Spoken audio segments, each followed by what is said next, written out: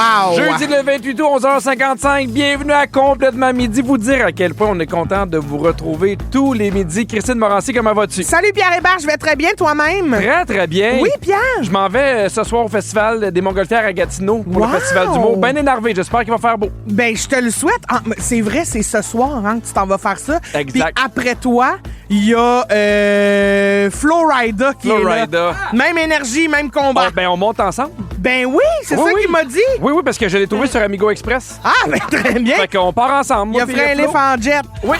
On a un suivi de dossier à faire, Pierre. Hey, je le sais. Parce que hier, dans le bol à sujet, on s'est obstiné sur les planches à découper, puis on Mhm. se demandait, voyons, c'est-tu mieux une planche en bois, en verre, en plastique, qu'est-ce qui se passe?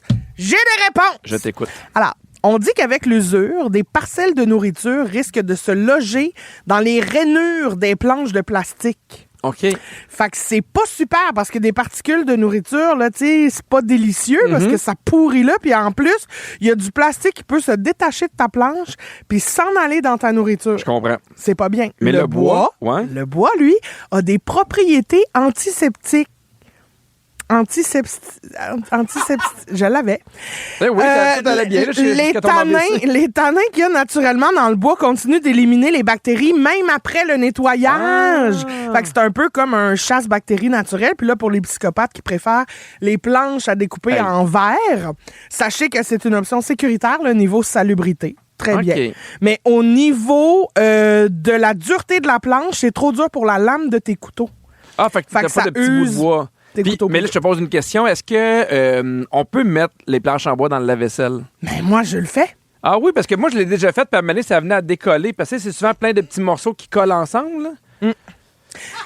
OK. OK, ben, un autre suivi de dossier, un autre jour. OK, espérons que ça se passe bien pour toutes les planches en bois de ce monde. Bon, gars, ça, c'est réglé. Oui. Maintenant, on sait qu'il faut une planche en bois. Mais là, dans 3 minutes, je veux vous parler d'un combat que je suis en train de vivre chez nous, puis ça se passe pas très bien.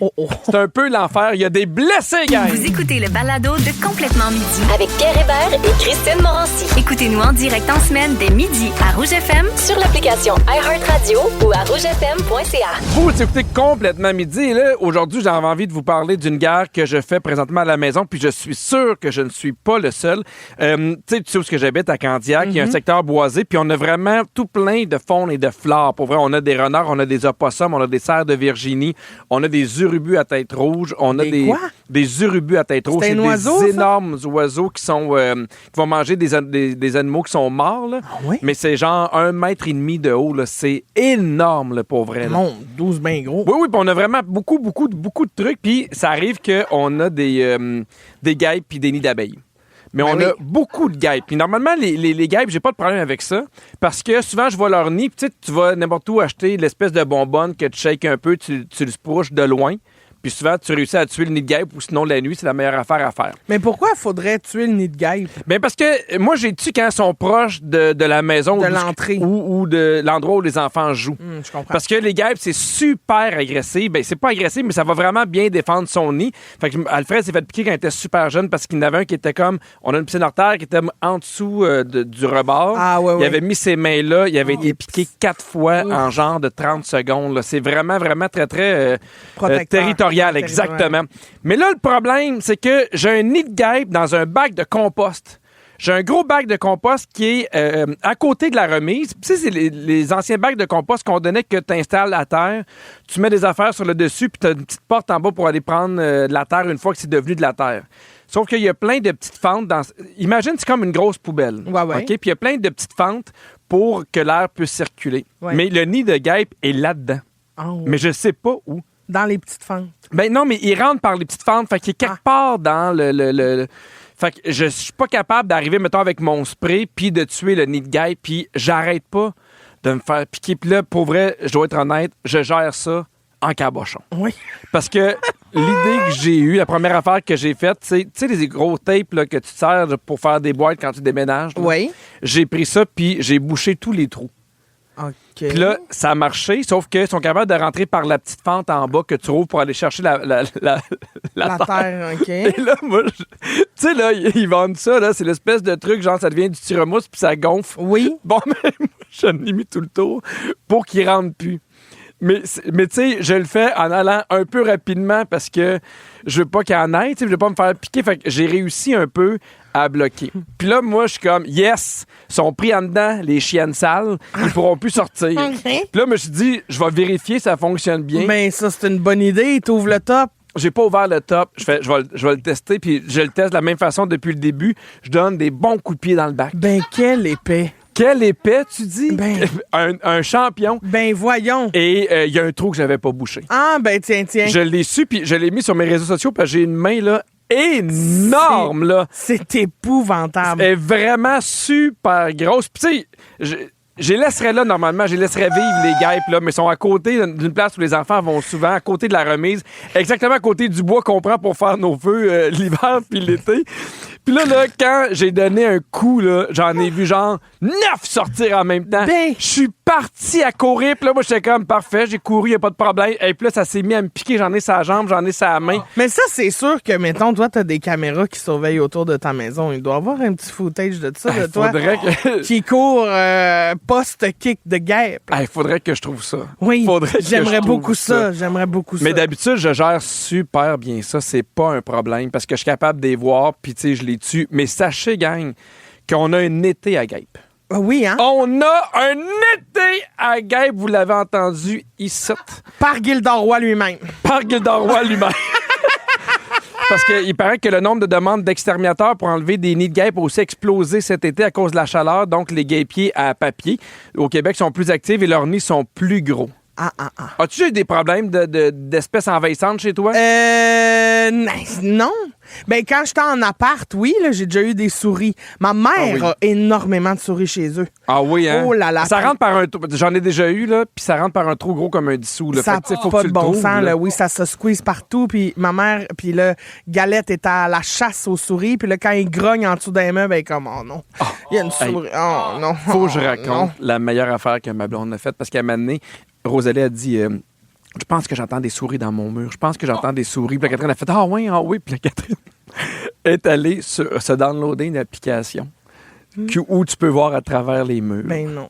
J'ai trouvé quelque chose. C'est un X-ray qu'on peut voir à travers les murs. Puis on fait « Ben non, pas avec ton téléphone. Tu sais, sinon, ça marcherait juste avec ton téléphone. » Je suis pas mal sûr que ça marche. Puis là, elle download, ça lui a coûté 3 piastres.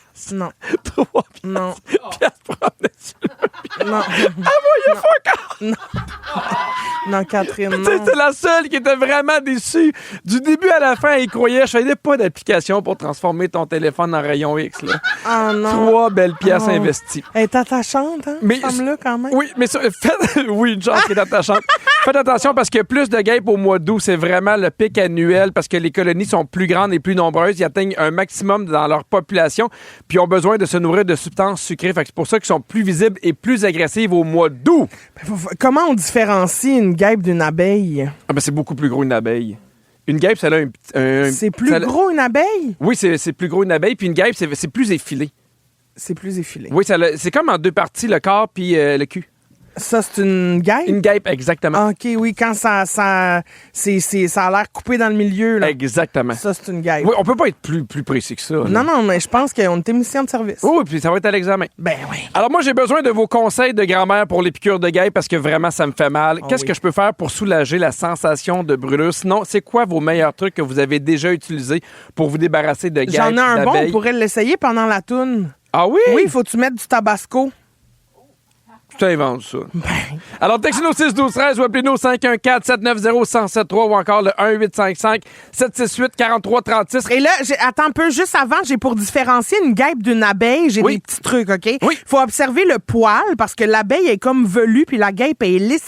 Ah oui, lisse la chienne. Il y a la taille, comme tu disais, là, l'abeille est comme trapue, est comme chubby un petit peu, puis la guêpe est plus élancée, elle est coupée dans le milieu. Puis la couleur, l'abeille est comme brun puis jaune terne, mais la guêpe, elle est jaune vif puis noir, là. C'est contrasté, là. Bon! Puis l'abeille peut te piquer une seule fois. Oui, parce qu'elle perd son dor puis elle meurt. La guêpe, c'est à volonté. L'autre est tac, tac, tac. La différence entre une guêpe et un chien, il y a beaucoup de gens qui se demandent Oui, 6-12-13. alors, j'en ai un, j'en ai pas l'autre. Parfait. Alors, on va au téléphone parce qu'on vous demandait vos trucs pour se débarrasser des guêpes ou encore comment aider parce que ça brûle vraiment quand tu as une piqûre de guêpe sur la main. Alors, on s'en va parler à Chantal de Laval. Salut, Chantal. Salut! Comment ça va? Bien? Oui, toi? Oui, ça va bien. C'est quoi ton truc? C'est la gamme de produits Aven. Il y a un segment qui s'appelle Cicalfate. Ça se trouve en pharmacie. C'est un spray. Et ce spray-là, quand on le vaporise, c'est pour toutes les irritations, tous les petits bobos. En séchant, on l'étend pas, on laisse sécher. Il va couper la gêne. Ça arrête de brûler, ça arrête de piquer. Puis toi, est-ce que tu l'as déjà essayé? Oui, sur une piqûre de mouches, là, de grosses mouches, là. Oui. Les mouches à bardeaux! Des grosses mouches, là, qui font une montagne sur ta peau, là, après la rougeur. Oui, ça coupe l'oxygène, fait que tu ne gratteras pas. La sensation de brûlure va disparaître. C'est bon pour tous les petits bobos de tous les petits enfants aussi. Ben, merci beaucoup, Chantal, de ton appel. Ça fait plaisir. Bonne journée. Bye bye. On s'en va parler à Louise de Pincourt. Salut, Louise. Salut! Comment tu vas? Ben, moi, ça va bien. J'ai pas de guêpe dans mon coin. Très bien. Merci pour ton empathie. C'est quoi ton truc, Louise, que tu veux nous partager aujourd'hui? Moi, quand tu te fais piquer tout de suite par une guêpe, moi, j'ai déjà pilé dans un nid de guêpe. Ouf. Ah oui, parce que des fois, ça peut être dans le sol, Louise, des fois? Oui. Oui, il y a des guêpes de sol, aussi des guêpes de terre, là, ou de sable, qu'ils appellent, là, oui. Mm-hmm. Puis, une échalote. Tu sais, un oignon vert, là. Oui. Dans la salade, là. Bon, ben, tu le casses, puis le petit jus, tu frottes ça sur ta brûlure. Ça empêche tout de suite la brûlure. Je sais pas si pour toi, une vieille piqûre, ça fait. Mais pour les piqûres fraîches, oui, ça fait. Mais c'est oui, non plus, c'est pour un vieux bonhomme. Ben oui, Louise, je ça sens un peu de fait mépris aussi. dans ton attitude, là, Louise, là. Tu me parles comme si j'étais à la veille de Je le mourir. sais pas, toi, là, une vieille piqûre d'un vieux bonhomme, là, peut-être pas, là, mais moi, ça a marché. C'est pas moi qui ai dit ça, là, par exemple. Là. Non. Là. Ben, j'exagère jamais, Ah, mais Louise. pour vrai, Louise, là, c'est sûr que j'en ai à la maison, jamais je me fais piquer, je vais l'essayer sur le champ. Merci beaucoup de ton appel. Bienvenue! Bye, Bye. bisous, ma Louise. On a reçu beaucoup de textos aussi. Il y a Benoît qui dit « Moi, Pierre, en coupant le gazon en fin de semaine passée, j'ai trouvé 2 nids de guêpes dans le calfeutrage des fenêtres de la maison. J'ai shooté du vinaigre avec un fusil à eau, mais elles ne font que rentrer se cacher dans le mur de la maison. » Et Ah oui, mais là, pour vrai, je pensais pas avoir un truc aussi efficace et aussi facile. Il y a Chantal qui nous a texté ça, puis je trouve tellement que c'est une bonne idée. Chantal a dit « Écoute, va acheter des gros sacs de poubelle, recouvre ton bac avec un des sacs et dépose des briques ou des roches pour les empêcher de ressortir. » À la base de ton sac. Fait que je le mets par-dessus. Ben oui. C'est tellement une bonne idée. Mon Dieu, Chantal, je t'aime. J'adore ça. Pourquoi tu ris? Ben non, je ris pas. Non, mais tu sais, des fois, il y a des gens qui ont des trop idées excité tellement pour simples. un truc de un sac de poubelle. Ah non, mais moi, j'étais en train de magasiner des affaires de calfeutrage. Puis là, j'étais avec mon duct tape, puis elle arrive avec une affaire tellement simple. Oui. J'adore cette Ben, idée-là. c'est une femme comme on les aime, ça. Bon, pour les piqûres, d'autres trucs, Christine. Oui, très bien. Beaucoup de monde qui disent utiliser de l'argile. OK. Oui, puis après ça, tu te fais un beau petit pot. Sinon, il y a Marilyn qui dit un oignon, tu le coupes en deux et tu frottes sur la piqûre. Cela fait sortir le dard. Oui, ça, c'est OK. ça. OK. Il y a beaucoup de monde qui dit frotter avec de la terre un peu mouillée sur la piqûre. Oui, parce que j'aimerais savoir le tétanos. Puis il y a quelqu'un qui dit mettre de la terre, du tabasco ou de la moutarde, Pierre. Les 3 fonctionnent, tu me remercieras après. Tu vois, D'abord- le tabasco, je le savais, c'était une bonne idée, mais c'est quoi le rapport du tétanos dentaire? Ben non, mais je mettrais jamais de la terre. Tu sais pas si qu'est-ce que tu peux poigner n'importe quelle bactérie. De la terre, c'est pas toujours propre. Qu'est-ce que tu dis? Mais non, mais t'as une plaie, là. Moi, là, j'étais blessé. Ben, J'irais pas t'es- mettre de la t'es terre pas sur ma une plaie. Slack-toi, là. Bon, Pierre, au Oui. retour, c'est le segment C'est ma toune. Et là, ça part fort parce qu'il a fallu que j'aille chercher des autorisations spéciales pour pouvoir C'est faire vrai. jouer ma toune cette semaine. Très hâte de vous la dévoiler. C'est dans 5 minutes, la gang. Bougez pas. Ils sont tous sur la même fréquence. Ne manquez pas Complètement Midi avec Pierre Hébert et Christine Morancy. En semaine, dès midi. Rouge. C'est ma toune, c'est ma toune. Dans Complètement Midi, c'est ma toune. Oh là, mon segment préféré qui revient. J'avais tellement hâte Oui. de faire ce segment-là. Chaque jeudi, on vous partage une de nos tunes coup de cœur, une chanson qu'on aime particulièrement, qui a une grande signification ou qui a occupé une grande partie de notre été, comme c'est le cas pour la tune que je vous partage aujourd'hui. C'est une tune que j'ai écoutée sans farce, là, tout l'été. Elle jouait dans mon char, elle jouait dans ma maison quand je prenais ma douche, quand je marchais le chien. Mais tu l'as découverte cet été ou tu l'écoutais avant? Je la connais depuis que je suis au cégep. C'est Oh, une quand chanson même. que j'adore, que j'écoutais souvent, mais on dirait qu'à un moment donné, je l'ai comme oubliée. Puis là, elle a repopé dans mes souvenirs vers la fin de ma tournée en juin dernier. Puis là, je me suis dit, c'est vrai que c'était du génie, cette tune-là. Puis je me suis mis à la réécouter vraiment, vraiment souvent. On parle de la chanson, une chanson des Colocs. C'est une chanson qui est très peu connue quand même parce que est très longue. C'est la chanson Belzébuth. Mais non, mais c'est tellement une bonne chanson, là. Du génie, cette chanson-là. Honnêtement, ça parle de la vie d'un chat, la chanson, un chat qui s'appelle Belzébuth. Et je trouve que Dédé Fortin a atteint dans cette chanson-là un niveau de génie musical que j'avais jamais entendu auparavant parce que on se demande tout le temps qu'est-ce qu'ils se disent, nos animaux, qu'est-ce qu'ils font de leur journée, qu'est-ce quoi qui leur passe dans la tête. Puis on dirait qu'il a incarné ça. Puis il a fait ça sur une musique tellement variée. Ça commence par être un peu parlé. C'est comme après un ça finit. Oui, c'est ça. On suit une histoire. On suit ce chat-là qui vit sa dernière vie. C'est tellement bon, c'était cœur. Puis c'est plate parce que c'est une excellente chanson qu'on entend rarement à la radio parce qu'elle est quand même longue. Ben, c'est ça. Mais c'est tellement une bonne toune. T'as raison, Christine. Puis je trouve que, tu sais, la voix de Dédé Fortin, évidemment, c'est tellement réconfortant de l'entendre. Tu sais, ça fait 25 ans cette année que Dédé Fortin est décédé. Puis on dirait que Belzébuth est tellement atypique, cette chanson-là, parce qu'elle mélange plusieurs procédés. Il y a du spoken word qu'on appelle, fait que c'est vraiment une chanson parlée. Il y a du jazz gypsy. Il y a une montée musicale qui prend à peu près 5 minutes à se rendre. Puis 1 minute 45 de la fin de cette chanson-là, c'est que de la musique puis des sons, mais la fin puis de la voix. est tellement bonne. C'est tellement bon. Écoutez, la gang, levez le son. OK? On va découvrir ma chanson de la semaine. Mais là, attention, on part pour un grand voyage, la gang. La toune dure 9 minutes. Me revenez vous jaser à mi-chemin. Lâchez-moi pas. On vit ça ensemble, ça vaut la peine de l'écouter jusqu'à la fin. Si vous la connaissez pas, vous allez vivre quelque chose d'incroyable. Levez le son pour Belzébuth des colocs. Vous êtes à Rouge. J'habite dans un appart tranquille. J'arrive à peine, ça fait 1 heure. Oh là là! Oh là là! Mais j'ai pas senti le 9 minutes, moi. Je suis obligé de la ralentir parce que là, les boss sont comme, là, c'est beau, ça fait 10 minutes comme tantôt, mais ça n'a pas de bon sens comment c'est bon. Pierre, j'ai le goût de brailler à chaque fois. Ça vient chercher. L'histoire est touchante, sa façon de la chanter, de jouer aussi le jeu d'acteur. C'est tellement bon. On vient d'entendre Belzébuth des colocs, une toune qu'on n'entend jamais à la radio parce qu'elle dure 9 minutes. Mais il y a tellement de textos qui rentrent, Pierre. Il y a Émilie qui nous dit Belzébuth à la radio, c'est malade. Il y a Sarah qui dit j'ai jamais entendu ça à la radio. Vous êtes incroyable. Merci tellement. Ben, c'est ton idée, ça, Christine. Bravo. Il y a quelqu'un qui vient de l'ajouter à sa playlist qui connaissait pas cette chanson-là.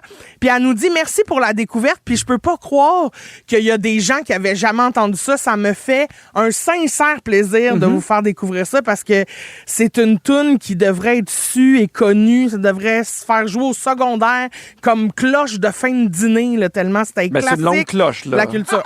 Ça te donne le temps de finir ta top sur le bord de la clôture. Mais non, on fume pas au secondaire. On fume pas au secondaire. On n'a pas eu le même secondaire, tout le monde. OK, très bien. Mais moi, j'ai reçu un texto de JP, qui est notre directeur des programmes. Pour ma toune la semaine prochaine, il faut qu'elle dure 45 secondes. Fait que je vais me mettre à la recherche. Si vous avez des tounes là, qui durent vraiment pas longtemps, on est preneurs. Là, on s'en va complètement ailleurs, mais c'était un beau moment. Merci beaucoup, Christine. Ben, merci à Rouge de me permettre de vivre ça. Tu sais à quel point, moi, j'aime tout ce qui est aspirateur robot. Oui. J'adore ça. J'aime tout ce qui peut faire les affaires plates à ma place. Je me suis même acheté un aspirateur robot pour ma piscine. Premier été que je vis avec ça. Pour vrai, c'est un rêve. Est-ce que c'est l'aspirateur robot qui fait le fond et le top aussi? Ou ça fait juste le fond, les murs? Il fait le fond, puis il fait un pied du mur. OK, c'est parce que moi, j'ai vu là, cet été qu'il y avait un deuxième robot qui te ramasse toute la cochonnerie de petits pollen qui flotte sur l'eau. Ah, mon Dieu! Fait qu'il est comme flotteur, là, puis là, il ramasse tout ça. Mais moi, j'aime tout ça. Toutes les affaires, genre robotiques, robots qui vont nous aider à faire des affaires. J'aime vraiment ça. Puis des fois, on a l'impression que ça va être genre dans 20 ans que ça va arriver. Là, j'ai trouvé un article dans la presse qui est super intéressant qui parle de robots humanoïdes. Non, ça, c'est un... Donc, des robots qui sont articulés avec des bras puis des mains. Oh, mais ça me fait peur, non? Pas toi? Ben, ça dépend pourquoi. Il y a le robot R1 qui est le premier robot destiné au grand public. Il se vend, et puis c'est le prix qui m'étonne, 8200 $ canadiens. C'est beaucoup d'argent. Ben, mais tu sais, quand on parle à des robots, je m'attendais à des affaires encore plus dispendieuses que ça. C'est quand même le prix d'un Mac Pro d'Apple qui est bien équipé. Donc, plus ça va aller, on le sait avec la technologie, plus ça va être abordable. Le robot mesure 1,2 mètres, ça pèse 25 kilos, puis il y a des capteurs nécessaires pour entretenir une discussion. peu importe le langage que tu parles. Et on prévoit, et là, tu penses, si tu as peur, là, qu'il y a plus d'1 milliard de robots humanoïdes seront employés d'ici 2050 pour accomplir toutes les tâches moins attirantes pour les humains. Mais ça peut aller de l'assemblage à la chaîne en usine, à la tonte du gazon à la maison. Non, c'est un cauchemar. Voyons, c'est un cauchemar. T'imagines-tu tous les jobs qui vont se perdre? Non, mais je suis d'accord.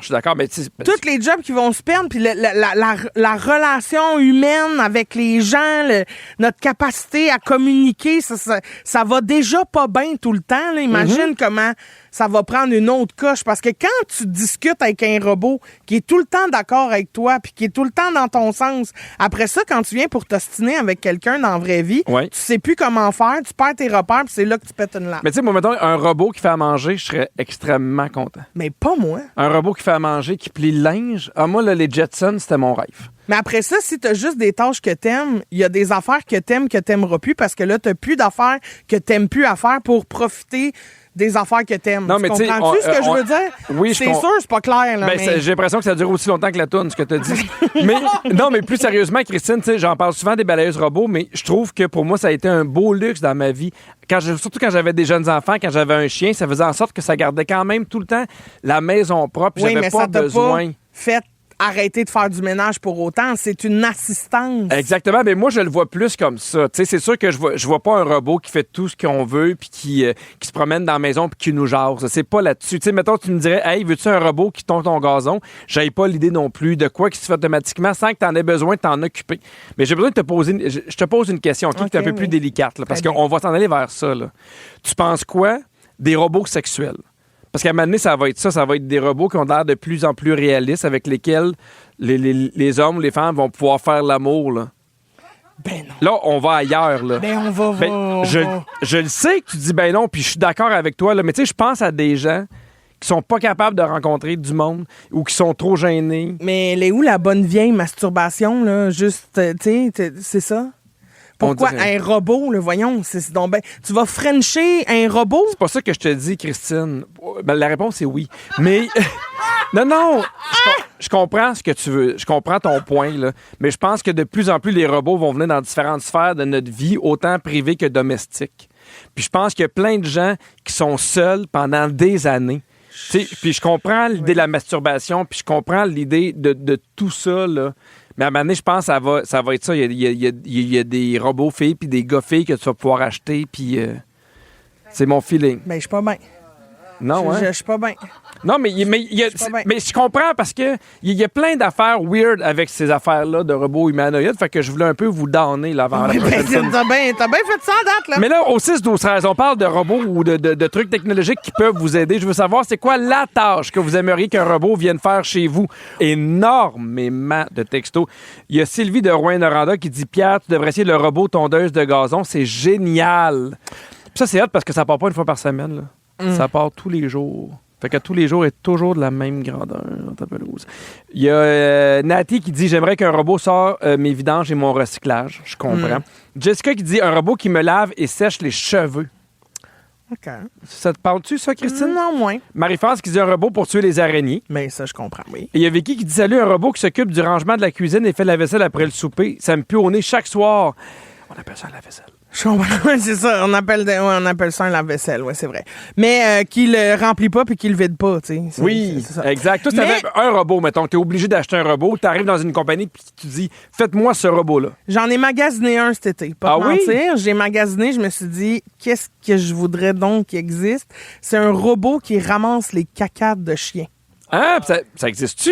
Non, mais il y a un prototype qui est en train de se développer. Ah oui? Oui, mais il est pas encore en vente, là, mais c'est comme un petit robot qui scanne ta cour, puis là, quand il envoie un, il se place au-dessus, il y a une pelle qui descend avec un sac d'attaché après, ramasse, puis met ça sur le côté. C'est sûr que ça, tu vois, c'est une tâche que ça me dérangerait pas que ça se fasse remplacer par un robot. Je pense qu'on est plus dans les tâches que d'avoir... Tu sais, on peut pas remplacer quelqu'un. Non, c'est ça. Mais le problème dans l'expression du sujet dont on parle, c'est le bout humanoïde qui me gosse. C'est humanoïde parce qu'il y a vraiment 2 bras, 2 jambes, une tête. Fait qu'il y a l'aspect d'un humain. Fait que c'est pour ça qu'on dit humanoïde. C'est encore plus terrifiant. Ah oui. Imagine dans ta cour, il y a un robot qui part fou. Il se penche, il ramasse une crotte, il revient, il la jette dans la poubelle, il t'envoie la main puis il se reparque. Ah, mais c'est parfait. non, il t'envoie à main. Moi, il y a deux affaires. Comment ça s'appelle l'affaire de cuisine? C'est-tu Thermomix? Où tu peux mettre une coupe d'affaires sans trop rien préparer puis ça te fait de la bouffe? Ouais. Ça, moi, j'adorerais ça. Parce que il y a de quoi. Ben, c'est parce que toi, t'aimes ça cuisiner puis t'es bonne. Moi, je suis pas bon. Puis souvent, quand je cuisine, c'est rarement un succès. Là. Les enfants aiment mieux se faire piquer par des guêpes que manger ce que je fais. Fait que, non, mais tu sais, moi, quand ça vient aider dans quelque chose dans lequel t'es moins bon, moi, je trouverais ça extraordinaire. Je comprends. Puis moi, j'aimerais ça, là. Qu'il y ait une espèce de machine avec une espèce d'entonnoir que tu fais juste sacrer ton linge propre. Puis il te plie. Il prend un t-shirt, il le plie, puis ça, là, j'aimerais tellement ça. Ça plie ton linge. Ben, très bien. Hey, Christine. Oui, Pierre. Parce que je vois que t'es pas intéressée, fait que je vais passer à autre chose. Oui. Dis-moi quelle option tu choisis entre le robot et l'humain dans les situations suivantes. Ça risque d'être souvent l'humain. Ben, je parle de robot, mais des fois, ça a le sens large, OK? Quand tu cuisines, est-ce que t'aimes mieux fouetter à la main ou avec un mixeur électrique? Ah, ben, tu vois, là, je choisis le mixeur. Moi, le mixeur, ça me fait peur! Ah non, moi, j'y vais complètement petite mixette. Mais si une mixette, il y a des petits bras puis une jambe, puis ben, ça me terrifie, fait que je fouette à la main. Est-ce que tu préfères faire des transactions bancaires importantes au comptoir ou via Internet?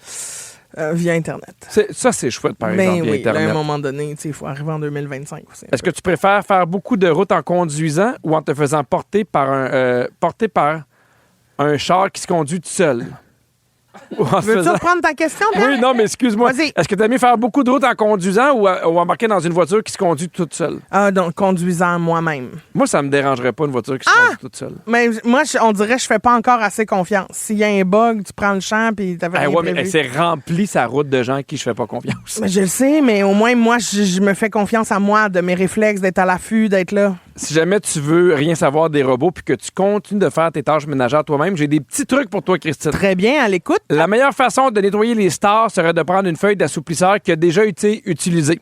Non seulement ça enlève la poussière qui est accumulée, mais ça repousse la poussière qui s'en vient après. Puis en plus, ça sent bon. Oui, c'est le fun des stars qui sentent bon. Oui. Bon, pour éviter d'avoir des traces de doigts sur les électroménagers, on peut utiliser de la cire pour les voitures.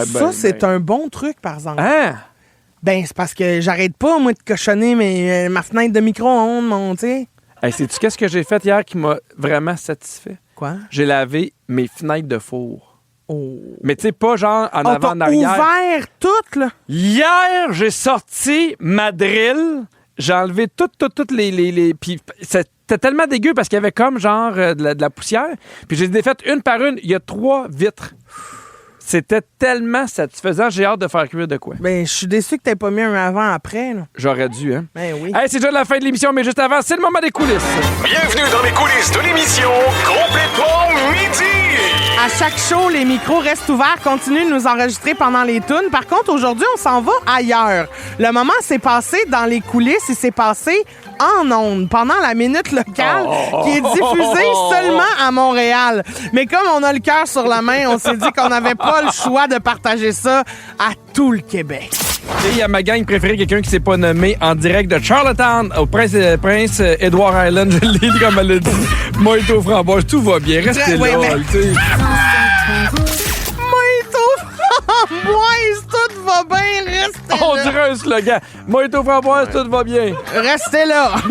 Manquez pas Véronique et les Fantastiques de 15h55. Les Fantastiques aujourd'hui, Joël Legendre, Pascal Renaud-Hébert et Virginie Fortin. Hey, merci à toute l'équipe. Merci à Virge, la scriptrice de l'émission. Merci à Kiana aux réseaux sociaux qui vient tout juste de terminer le montage d'une vidéo qu'on a préparée pour vous. Ah oui. Ça, c'est dans quelques instants. Manquez pas ça. Merci à Fred à la production, Phil à la mise en onde. Puis merci à toi, Christine, parce que quand t'es là, le Mojito framboise, tout va bien. Tout va bien. Oui. Yes! Merci, Pipi, à toi. Et un beau bisou sur Belzébuth.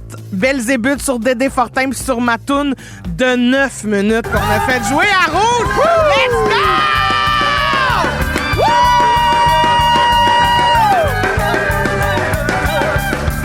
À demain, tout le monde. Mojito framboise, tout va bien.